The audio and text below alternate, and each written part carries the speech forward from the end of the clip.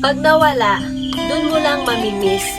Huwag mo hintay mawala sa'yo yung tao bago mo makita yung halaga niya. Siya yung nagstay sa buhay mo, pero siya yung binabasura mo. Siya yung nandyan nung panahong sarado ang utak at puso mo, pero siya yung binabaliwala mo.